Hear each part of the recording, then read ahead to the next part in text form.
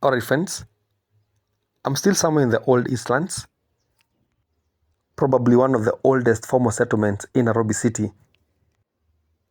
I want to deeply explore one of the famous neighborhood on the other side of the road. It goes by the name Mbotela. And for information, this is the famous Jogoo Road. Quite famous.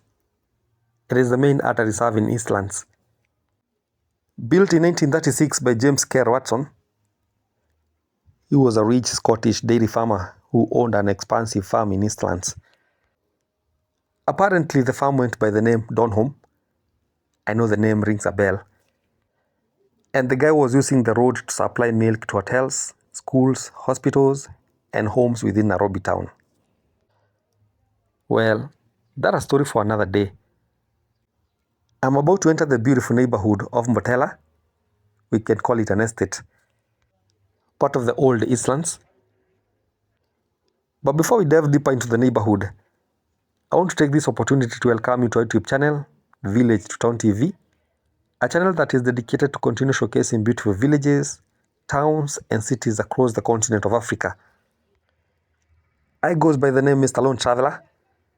And by the way, Happy New Year, friends. Make sure you subscribe, leave a like, and tell us where you are watching us from. So as we all know, Nairobi was established as a city by the British in 1898.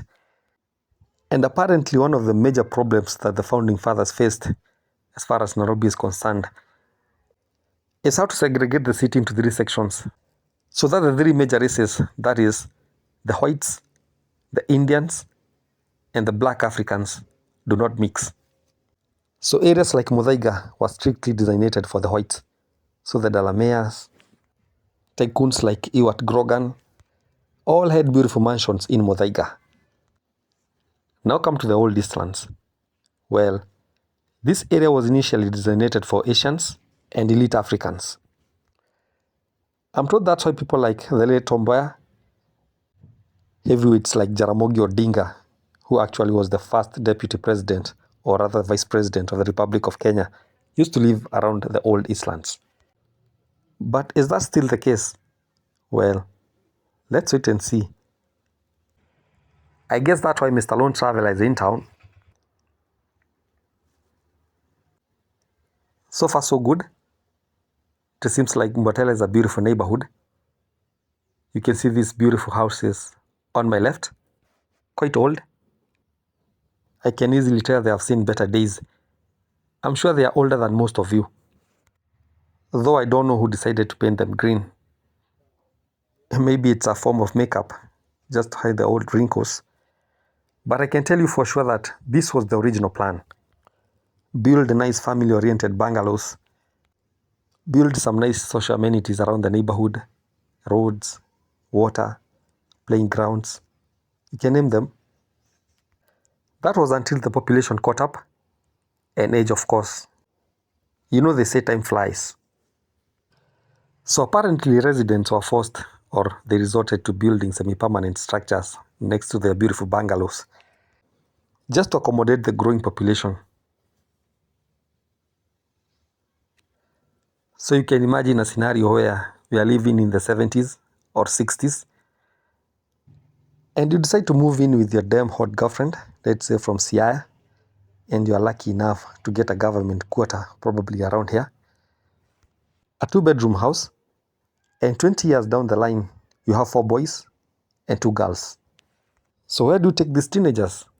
Well, there are no new houses being built by the government back then, and probably your salary stagnated.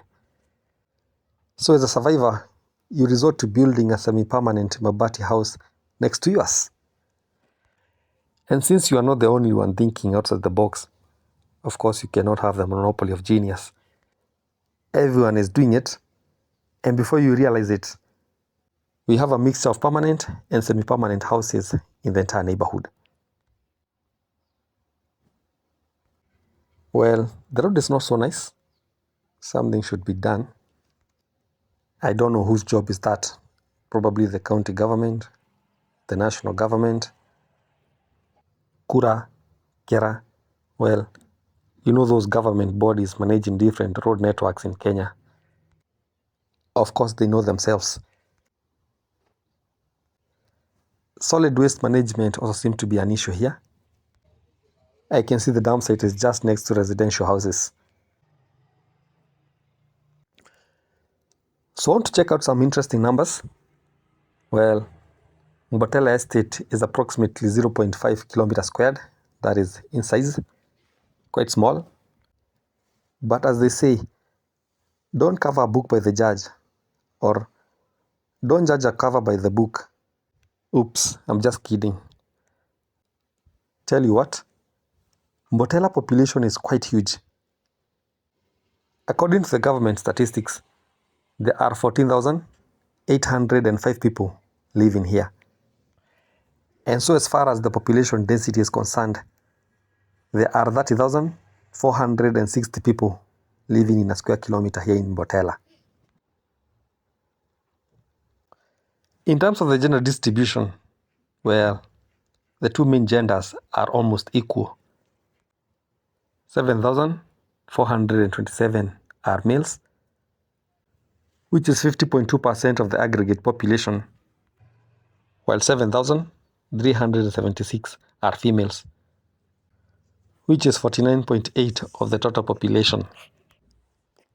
That tells you that men has a slight majority, which is a bit rare. In most cases, you have a female majority. I think I should leave it at that and let you enjoy the rest of the video in silence. So make sure you watch until the end. You will go all the way to almost all parts of the neighborhood. Don't forget to subscribe and leave a comment. Tell us, what do you know about this estate? Have you ever heard about it? Will you consider living here? And if you come from the old EASTLANDs, just leave a comment or two about this neighborhood and we'll appreciate. Thank you.